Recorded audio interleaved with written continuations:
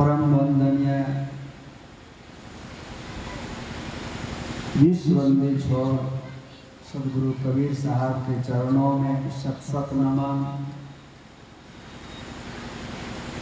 अर्चनीय वंदनीय पूजनीय संत समाज, उपस्थित धर्म प्रेमी सज्जनों, माताओं, बहनों, बड़े सौभाग्य से मनुष्य जीवन मिला है। ओहो भाग है कि सत्संग मिला है। मनुष्य जीवन मिल गया, बड़े सुंदर की बात है, लेकिन सत्संग जिन्हें नहीं मिला वो कम सुंदर की बात है। अब कहिए कि मनुष्य जीवन मिला और सत्संग नहीं मिला, बहुत अंतर है। एक बार जोर से आवाज फिर लगा रहे, सदगुरु कबीर साहब की जय। अब कोई बात नहीं करेंगे। अगर सत्संग नहीं मिला तो जीवन में सुधार नहीं होता है। इसलिए सत्संग मिल जाए तो मनुष्य जीवन में सोना में सुगंध हो जाएगा। अर्थात हम मनुष्य शरीर मिला, मनुष्यता नहीं आई तो हम मनुष्य नहीं। ना मानव होके मानवता नहीं आई तो हम मानव नहीं। मानव को मानव बनाता है ये सत्संग। इसलिए सत्संग की महिमा गाई जाती है और शास्त्रों में कहा मनुर्भव, मनुष्य बनो। तो कोई कहे कि हम मनुष्य नहीं हैं। अगर मनुष्यता आप में नहीं है तो आप मनुष्य नहीं हैं। जो देख रहे हैं आप वो नहीं है। आपके अंदर जो भाव है, विचार चल रहा है, बस वही है आप। कैसे? आप देख रहे हैं थाना, पुलिस, हथकड़ी, बंदूक, कारा, ये सब क्यों बना?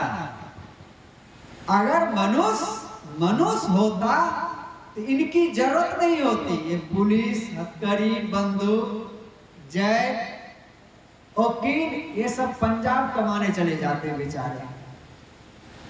मनुष्य से विकृत हो जाते हैं तब इनकी वहां जरूरी हो जाती है। मनुष्य जब काम गलत करता है कहता गधा कहेगा, बैल हो बैल। और जानवर को ही हथकड़ी लगती है, रस्सी लगती है। सदगुरु कबीर साहब ने कहा मानुष केरी खोरड़ी औरत फिरत है बैल। मनुष्य का खोल पीन रहे हो लेकिन अंदर से बैल, क्योंकि तुम्हें सद्ज्ञान से सुधार नहीं हुआ और जानवर की तरह जीना शुरू किया। इसलिए तुम्हें हथकड़ी और रस्सी और ढांठ में बंद कर दिया जाता है। ये सत्संग से ही सुधार होता है। सत्संग एक दर्पण है और मनुष्य सुंदर सुखद जीवन जीकर अंत में कल्याण कर सके, ये संत गुरुजन की असीम अनुकंपा है। ये चलता फिरता यूनिवर्सिटी, विश्वविद्यालय इससे भी बढ़कर है। सारे विश्वविद्यालय में पढ़ लो, लेकिन संतों के सत्संग में नहीं पढ़ा तो कुछ नहीं पढ़ा, ये जान लीजिए। इसीलिए तो सदगुरु कबीर साहब जी ने कहा पढ़े लिखे क्या कीजिए मन बौरा हो, अंत बिलैया खाए समुझ मन बौरा हो। अब ऐसे नहीं कि शिक्षा और पढ़ाई का विरोध किए सदगुरु कबीर साहब। देखा होगा अच्छे खासे पढ़े लिखे जब चोरी, डकैती, हिंसा, हत्या और रिश्वतखोरी करता है तब साहब ने कहा कि कितना सुंदर जीवन मिला, लेकिन कलम, कालिक और अकर्म करके दुख भोगने का रास्ता खोल लिया। क्या क्या पढ़ लिख कर बोलो। इसलिए ये जो सत्संग हो रहा है, हमारे इस गांव के एक चमकता सितारा सम्मान्य श्री नरेंद्र नारायण बाबू के दरबार गांव में जन्मस्थली में, और उनका जीवन संतों के सद्ज्ञान से ओतप्रोत है। और ये उनका संस्कार उनके माता पिता और दादा दादी से, जो आज हम लोग आप उन्हें माइक दे दिया जाए तो ये साधु से कहीं ज्यादा बढ़िया विचार को बोलेंगे, बोलते हैं। वे संतों के आशीर्वाद और सद्ज्ञान से अप्लावित हुए हैं। ऐसे सरकार मानव उत्थान के लिए मुर्गी पालन को प्रोत्साहित करते हैं, बकरी पालन को प्रोत्साहित करते हैं, कछुआ पालन सब मानव के लिए। लेकिन सरकार जरा सा सत्संग में सहयोग कर दे कि जगह जगह सत्संग में प्रोत्साहित कर दे कि सत्संग हो, जिससे मानव जीवन सुंदर सुखद जीवन जीकर अंत में कल्याण कर सके। वैसे यहाँ अभी बिहार विधानसभा के उपाध्यक्ष हैं, हम सबों को गर्व है, और गर्व इस बात से भी है सत्संग में बड़ा स्नेह रखते हैं। हम सब सत्संगों को भी उत्साहित करते रहते हैं। ऐसे ही पूरे देश में होना चाहिए, पूरे विश्व में होना चाहिए, क्योंकि सब बिना सद्ज्ञान सद्बोध का जीवन सुंदर और सुखद जीवन नहीं जी सकते। इसलिए सत्संग ऐसा दर्पण है, ऐसा चेहरा देता है, ऐसी बुद्धि देती है जो बेहोशी को दूर करके होश में लाता है। कोई कहेगा हम बेहोश हैं, हम तो होश में हैं। जी नहीं, अगर सद्ज्ञान में होते तो होश में होते, और बेहोश ही है, इसलिए विवाद है, झगड़ा है, कलह है, नरक। अगर सत्संग से सद्ज्ञान सद्बोध हो जाए तो सारा बेहोशी दूर होकर सुंदर सुखद जीवन जीकर अंत में कल्याण कर देंगे। कैसे बेहोश है आप जानते हैं? एक छोटी सी घटना हर घर हर गांव में है, ऐसी बात नहीं। आज हम लोग देख रहे हैं घर में सास पतोह की झगड़ा बड़ी तेजी से गांव गांव में है। एक जगह एक सासू और पतोह दोनों झगड़ गए, इतने झगड़ गए उठा पटक झोटा झोटी कर लिए, भद्दी भद्दी गालियां बोल गए। कब तक झड़ती और लड़ती रहे, सासू माँ उधर जाने लगी, पतोह उधर जाने लगी।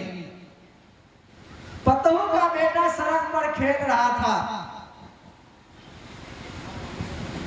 वो 1.5-2 साल का था। वो दादी दादी कहते बुढ़िया दादी के गोद में लिपट गए, और वह बुढ़िया बेचारी अपने पोता को गोद में उठा लिए। ममता मई झगड़ा तुमके मैया से हुई, बच्चा से कौन झगड़ा। अब बुढ़िया अपने पोता को गोद में उठा लिए और पलट के देखती है उनकी पतोह अभी गरम गरम थी, गुस्सा में वह दौड़ के आती है, मन में कहती है मेरे बेटा को गोद में उठा लिए। उस सासू माँ के गोद से अपने बेटा का हाथ पकड़ के खींच लिए, और इतना ही नहीं डपट के कहती है तू असल की होगी तो मेरे बेटा कभी जीवन में नहीं छूना। अब बुढ़िया सास को जितना झगड़ा से कष्ट नहीं हुआ, दुख नहीं हुआ, उनके पुतोह के कटु वचन से आंख में आंसू डब डब गिरने लगे। वो जो कह दिया कि असल की होगी तो मेरे बेटा कभी जीवन में नहीं छूना, और अपने बेटा का हाथ पकड़ के खींच के चलने लगी। लेकिन गजब हो गया, उस सासू माँ का बेटा उधर से आ रहा था संयोगवश, पुतोह का बेटा पति। अब बुढ़िया सास अपने बेटा का हाथ पकड़ लिए कि चल बेटा तू इधर। पुतोह को डांट के कहती है कि मैं भी कसम दे दूं जब तुम अपने बेटा कभी जीवन में छूने नहीं दोगी तो मैं भी कसम दे दूं मेरे बेटा कभी जीवन में नहीं छूना। होश आ गया, तुरंत हाथ जोड़े और सासू माँ के चरण में धड़ाम से गिरी।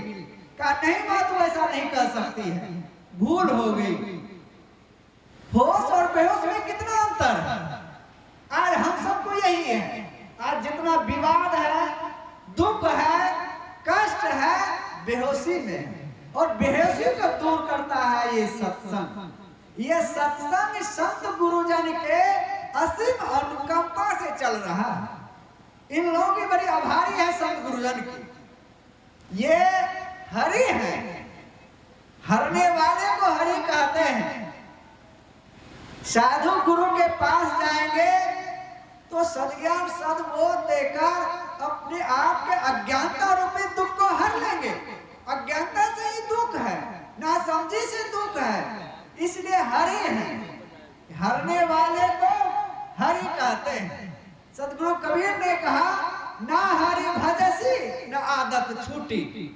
संत गुरुजन का ना भजन करते, ना उनके सानिध्य जाते हैं, ना उनके सत्संग सद्ज्ञान सुनते हैं, ना गंदी आदतें छूटती है। ना हरि भजसी न आदत छूटे।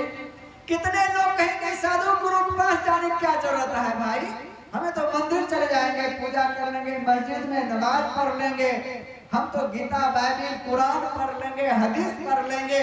साधु गुरु के पास जाने की क्या जरूरत है, इनके सत्संग में जाने की क्या जरूरत है, इनसे सद्ज्ञान सद्बोध लेने की जरूरत क्या है। सज्जनों देवियों जरा ध्यान दे, इनके पास नहीं जाओगे तो तुम्हारा मन का कांटा कभी फिसलेगा, कभी गिरेगा, कभी नाम कटवा के छोड़ेगा। कहते हैं एक दर्जी मास्टर था, मौलवी दर्जी था और 10 मशीन रखे थे, दुकान में 10 स्टाफ रखा था। पुराने दर्जी था मौलवी। एक दिन रात में सोया, स्वप्न देखता है हजारों झंडी गड़ी है, लाल पीली काला नीला उजला, हजारों झंडी गड़ी है। बगल में जमराज से कहता है ये झंडी क्या है भाई, हजारों झंडी है, लाल काला नीला पीला सफेद। तो जमराज ने कहा है दर्जी मौलवी सुनो, जितने पाप किए हो उतनी झंडी गड़ी है तुम्हारे। तुम एक पाप किए हो तो एक झंडी गड़ी, अब तुम कह हजारों झंडी गड़ी, कह हजारों पाप किया इसलिए हजारों झंडी गड़ी। और मौलवी साहब घबराया, हजारों पाप किया हो तो हजारों दुख मिलेगा, घबराया इतना दुख मिलेगा। जैसे घबराया नींद खुल गई, जैसे नींद खुल गई कहते हैं कान पकड़ के उठक बैठक लगाया, अब पाप नहीं करूंगा, ऐसे अनजान में अज्ञान में हजारों पाप किया, हजारों दुख मिलेगा। अब से मैं कोई पाप नहीं करूंगा, झूठ नहीं बोलूंगा, हिंसा हत्या नहीं करूंगा, किसी का कपड़ा नहीं चुराऊंगा, बेईमानी नहीं करूंगा। खूब कान पकड़ के उठक बैठक लगाया। जब नहा धो के गया दुकान पर, सारे स्टाफ को, सारे 10 मशीन रखे थे, 10 स्टाफ था उनके, सब उनके जूनियर थे, सबको काम दिए थे। सबके पास सामने में जाके कहा सुनो मेरे स्टाफ बंधु, आपसे मैं कोई पाप नहीं करूंगा, कोई हिंसा हत्या नहीं करूंगा, किसी का कपड़ा नहीं चुराऊंगा, चोरी बेईमानी नहीं करूंगा, कान पकड़ के उठक बैठक लगाया हूं। अगर कहीं मेरा नियत फिसल जाए, मन बेईमान हो जाए, तुम्हें सावधान कर देना। तुम लोग क्या कहना, उस्ताद झंडी कहने का यार। तो रात वाली सारे कहा कैसे बताए लोग, मैंने हजारों पाप किया हूं, हजारों दंड मिलेगा, इसलिए मुझे गॉड वर्ड में समझा देना। जब मेरा मन फिसल जाए, नियत खराब हो जाए तो कहना उस्ताद झंडी, मैं समझ जाऊंगा, बेईमानी चोरी नहीं करूंगा, हिंसा हत्या नहीं करूंगा, किसका कपड़ा नहीं चुराऊंगा। तो सब नौकर था, कहा जी मालिक, सब सुन लिया। कितना दिन चलेगा भाई, ना सत्संग जाओगे, ना सद्गुरुजन के पास जाओगे, ना उसे सद्ज्ञान सद्बोध लेगा, तो कान पकड़ के उठक बैठक कब तक चलेगा भाई। इसलिए तो कहते हैं नित खरसान लोहा गुण छूटे, नित की गोष्ठ माया मोह टूटे। नित दबिया चाकू बैठी हसिया चलाने से इसमें जंग मोर्चा नहीं पड़ता है, उसी प्रकार नित सत्संग करने से माया मोह और माया मोह में पड़ के अनाचार अत्याचार नहीं करें, इसलिए माया मोह का जंग नहीं लगता है। नित की सत्संग माया मोह टूटे, नित सत्संग करने से सारा विकार दूर होता है और गलत करने से हम बचते। इसलिए हमारे महर्षि में ही प्रबंध जी महाराज कहते हैं नित सत्संग करो ध्यान, रहिए कृत संलग्न हो। नित सत्संग करो और नित ध्यान करो। नित सत्संग करने से तुम्हारा मन का कांटा ठीक रहेगा, नहीं तो कब फिसलेगा कोई ठिकाना नहीं। तो चालाक लोग कहते हैं साधु संतों के पास जाने की क्या जरूरत है, उनसे सद्ज्ञान सद्बोध लेने की क्या जरूरत है। बेचारे मौलवी कान पर करके उठक बैठक लगाया, कितना दिन चलेगा भाई। 10 दिन 20 दिन ठीक ठाक चला, संयोग बस एक दिन धनी आदमी बड़े कीमती कपड़ा लेके पहुंच गए उनके दुकान पर। बड़े महंगी कपड़ा था, पूरे परिवार का वस्त्र सिलाना था। गया मौलवी के पास, मौलवी का मन भटक गया, सोचा कहीं इसमें से 1 मीटर चुला लूं, मेरी पत्नी का कम से कम ब्लाउज भी तो हो जाएगा। नियत खराब हो गया। अब कपड़ा चुराने के लिए जुगाड़ बैठाया, कैंची उठाया और कपड़ा चुराने के लिए भीड़ गया। सारे स्टाफ देख रहा है, सब समझ गए आज मौलवी का नियत खराब हो गया। का हम लोगों को सचेत करने का आदेश है। जैसे कपड़ा चुराने के लिए कैंची बढ़ा, एक स्टाफ आवाज लगाया, उस्ताद झंडी। सुना तो, लेकिन लोभ की प्रवृत्ति, चोरत्व की प्रवृत्ति बढ़ गई। देवियों एवं देवताओं, इस ब्रह्मांड में, इस मस्तिष्क में अनेक संस्कार भरा है। जो संस्कार तुम्हें उसका वातावरण मिल जाता है, उस संस्कार में ढल जाता है। चोरत्व है, बेईमानी है, व्यभिचार है, रिश्वतखोरी है, लूट है, इससे सावधान रहना चाहिए। उसका चोरत्व का संस्कार हावी हुआ और वह कहा, वह मन में सोचा कि चुरा के ही रहूंगा, 1 मीटर कपड़ा चुरा ही लूंगा। कैंची गिरा, फिर दूसरा स्टाफ आवाज लगाया, उस्ताद झंडी। दूसरा फिर भी मटिया दिया, क्योंकि चोरत्व का संस्कार बढ़ गया। आपने देखा होगा, भाई कहते सचेत भी करते गांव के बुजुर्ग सज्जन कि भाई ये काम ना करो, अन्याय हो जाएगा, पुलिस के हत्थे पड़ोगे, जेल जाओगे, फिर भी गलत कर डालते हैं और जेल में सड़ते हैं। चोरत्व का संस्कार बढ़ गया। तीसरा चौथा भी स्टाफ आवाज लगाया, उस्ताद झंडी। फिर चौथा भी लगाया, उस्ताद झंडी। वो मौलवी साहब गुस्सा गए, कहता कि झंडी झंडी क्या करते हो, ये इतनी झंडी गड़ ही गए तो 1 झंडी और गड़ जाए, मतलब इतना पाप हो ही गया तो 1 पाप और हो जाए। ये सत्संग के अभाव से, सत्य गुरुजन के सानिध्य के अभाव से ये दुर्विचार हावी होता है और हमें नरक की ओर धकेल देता है। इसलिए कहते हैं इतने पाप हो ही गए तो 1 पाप और हो जाए, क्योंकि इसमें लोभत्व की, चोरत्व की, व्यभिचार की प्रवृत्ति बढ़ जाती है। इसलिए नित्य सत्संग करो, नित्य संत गुरु के सानिध्य में बैठो, क्योंकि जीवन अनमोल है। ये जीवन मेरा सुंदर मिला है, लेकिन आपको पता है, हम सब जानते हैं, बड़े भाग से मानुष तन मिला, बड़े भाग से मिला है। मैं इसी पर याद आ जाता है, महर्षि में ही पदावली में इतनी करुणा गुरु के प्रति रखते हैं, अपनी भगतिया में अपने गुरु से प्रार्थना करते हैं, प्रभु हे गुरुदेव, मैंने पशु पक्षी कृमि आदि की योनि में बहु बार हो, हे प्रभु हे गुरुदेव, मैंने कुत्ता बिल्ली भेड़ बकरा सुअर गधा से कैसे कैसे उबार के नर्तन दिए, हे प्रभु हे गुरुदेव। फिर उस नरक में नहीं जाऊं। देवियों देवताओं, अगर अकिल ठीक करना है, ये समझ लीजिए, नरक से उबर के हम मनुष्य शरीर मिला बड़े भाग से फिर वह नरक में ना जाए।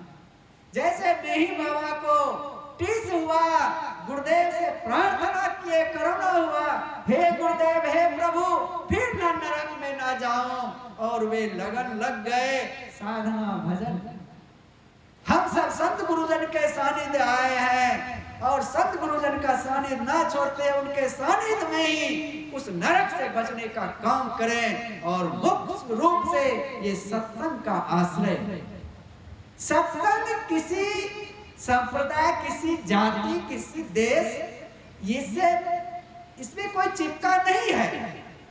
ऐसे सदगुरु कबीर ने कहा, आपा तजे हरि भजे, नक्सिक तजे विकार, सब जीवन से निर्वैर रहे, साधु मता है साध। कोई कहेगा मेरे गुरु इतने बड़े हैं, मेरे गुरु इतने तपस्वी हैं। अरे ठीक है, आपके गुरु इतने तपस्वी है, तुम कितने तपस्वी हो? तुम अपने को झांको, अपने को देखो, तुम कहाँ हो? अगर आपके गुरु इतने तपस्वी हैं, आप भी अपने गुरु जैसे हो जाओ। कोई पक्षपात नहीं, कोई संप्रदाय से चिपकाहट नहीं, कोई जाति से चिपकाहट नहीं। वही साधक साधकाएं अपने अंतर्मुख हो सकता है। बाहरी चेतना में ही भटके रहेंगे, बाहरी चमत्कार में ही, चमक दमक में ही भूले रहेंगे, मोह ममता में ही सदा भूले रहेंगे, तो अपने प्रभु के पास नहीं पहुंच पाएंगे। व्यवहार अध्यात्म में बहुत अंतर है। व्यवहार में काम करने से पूरा होता है, लेकिन अध्यात्म की मंजिल है, कुछ नहीं काम करने से पूरा हो जाता है। वह एक आसन से, जिस आसन से सुखपूर्वक देर तक बैठ सके, उस आसन से बैठकर काम पूरा करना है तो कुछ करना छोड़ के सीधी आसन से शरीर को शांत करके मन को स्थिर करने का काम करो। इसलिए कहते हैं कुछ काम करने से काम पूरा नहीं होता है। अध्यात्म में कुछ नहीं करो काम पूरा हो जाएगा, लेकिन व्यवहार में काम नहीं करोगे तो काम पूरा नहीं होगा। अध्यात्म में चलने से मंजिल नहीं मिलती है, रुक जाने से मंजिल मिलती है, लेकिन व्यवहार में चलने से मंजिल मिलती है। अगर मधेपुरा जाना है, पैदल चलो, बाइक से चलो, बस से चलो, चलना पड़ेगा तब मंजिल मिलेगी, लेकिन अध्यात्म की मंजिल रुक जाने से मिलेगी। वह है साधना में बैठना, तन के साथ साथ मन और विचारों को रोक ले, यही मंजिल मिल जाए। प्रभु परमात्मा कहाँ है हम सब अब जान चुके हैं। हृदय बसे ते ही राम न जाना, दिल ही माँ खोजो दिल ही माँ यह करी मारामा। निज तन में खोज सज्जन, बाहर मत खोजना, अपने ही घट में हरि है, अपने में खोज। घट घट में वह साईं बसत है, सबके हृदय में प्रभु परमात्मा साईं विराजमान है। इसलिए किसको घायल करोगे? परमात्मा को ही तो घायल करोगे। इसलिए किसी को दुख मत दो, सबों से प्रेम से व्यवहार करो। सभी परमात्मा स्वरूप है, सब देवी और देवता है, घर में भी देवी देवता है। ऐसा विचार जिनमें, ऐसी ज्ञान की चिंगारी जिनमें होगी, उनका जीवन निहाल हो जाएगा, उनका जीवन शांत हो जाएगा, वो उनका जीवन में कल्याण हो जाएगा।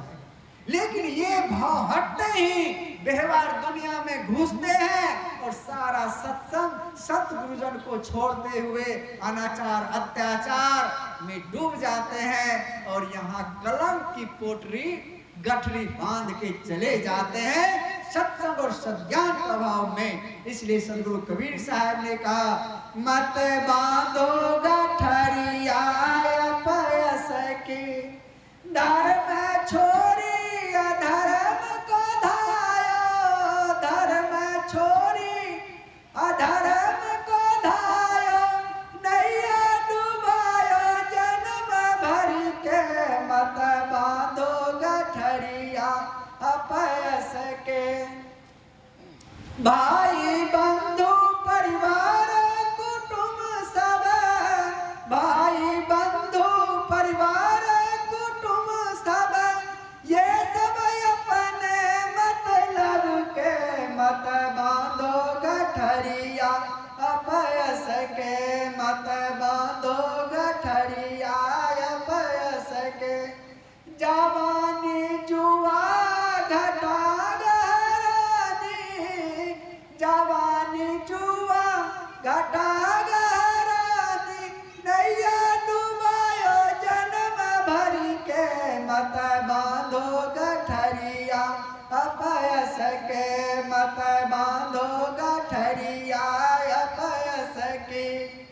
कहे कबीर सुनो भाई साधो, कहे कबीर सुनो भाई साधो, निकला श्वास नहीं बस के, मत बांधो गठरिया अपयस के, मत बांधो गठरिया अपयस के। कहते मत बांधो गठरिया अपयस के, निकला श्वास। सदगुरु कबीर साहब कहते कहे कबीर सुनो भाई साधो, निकला श्वास नहीं बस के, ये श्वासा निकल जाएगा, किसी का वश नहीं चलेगा, किसी का वश नहीं चलेगा।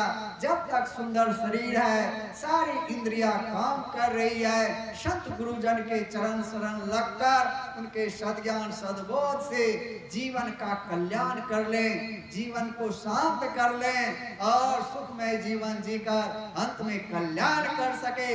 इसलिए सत्संग का आयोजन करते हैं और सत्संग का आयोजन करने वाले हमारे सारे कर्जकर्ता यहाँ के महान बंधु, उन्हें नमन है जो कि ये सत्संग के लिए पसीना धूप में भी जा जाकर कुछ इकट्ठा करके सारी समान व्यवस्था और आत्मा और शरीर का दोनों का खुराक का भी प्रबंध है। आत्मा का खुराक सद्ज्ञान, सत गुरुजन को बुला के सद्ज्ञान आत्मा का खुराक देते हैं और शरीर का खुराक उधर भंडारा जलपान भोजन की भी व्यवस्था है। उन्हें धन्यवाद संत गुरु, उन्हें खूब साधुवाद, खूब सद्ज्ञान से फले फले संत गुरु तरफ से उन्हें खूब आशीर्वाद। ऐसे ही समय समय पर सद्ज्ञान यज्ञ कराया करें, सद्ज्ञान यज्ञ से बढ़कर दूसरा कोई यज्ञ नहीं। इसलिए सद्ज्ञान में मनुष्य जीवन का सुधार होता है।